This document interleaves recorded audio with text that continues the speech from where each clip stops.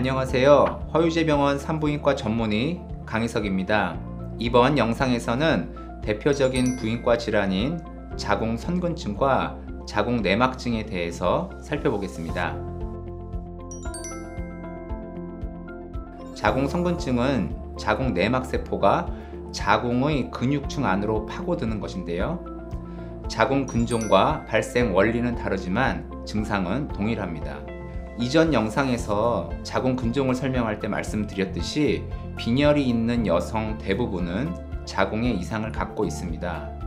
대표적인 자궁질환 중 두 번째가 바로 자궁선근증입니다. 자궁선근증은 진단이 어려운 경우가 간혹 있는데요. 실제로 심한 자궁선근증이 있는데 초음파만 보고 정상이라고 진단하는 경우도 생각보다 많습니다.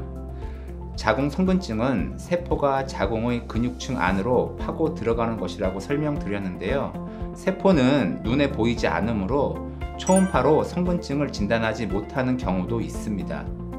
하지만 꼼꼼한 문진과 빈혈 수치, 초음파 결과를 종합하면 어렵지 않게 자궁선근증을 진단할 수 있습니다. 자궁선근증은 자궁근종과 비교했을 때 치료 선택의 폭이 좁습니다. 그 이유는 병이 생기는 기전 때문인데요.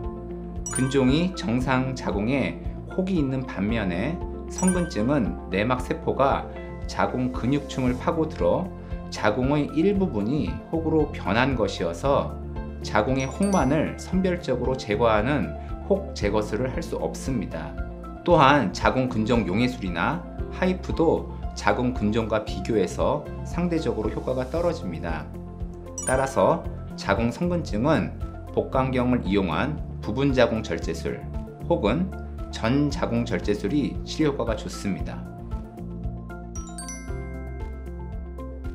자궁선근증은 자궁내막세포가 자궁의 근육층 안으로 침입하는 것인데 반해 자궁내막증은 자궁내막세포가 난관을 통해 복강 내로 빠져나가 그곳에서 착상하는 것입니다. 복강 내 어디나 착상할 수 있지만 난소에 가장 흔하게 생깁니다. 그래서 자궁내막증은 난소의 혹으로 발견되는 경우가 많습니다. 또한 자궁근종과 자궁선근증이 동반되는 케이스도 많습니다. 만약 자궁내막증만 있다면 생리양의 증가 없이 생리통이 심할 수 있습니다.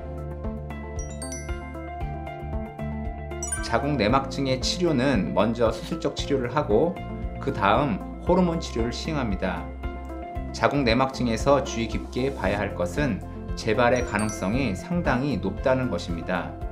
수술 후 호르몬 치료를 하지 않는다면 2년 안에 20%, 5년 안에 50%가 재발합니다.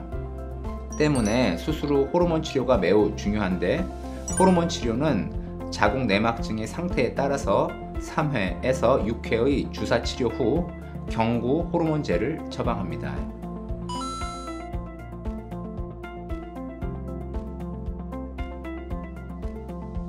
이름이 비슷해서 혼동하기 쉬운 자궁근종, 자궁선근증, 자궁내막증을 비교해서 소개해 드렸는데요.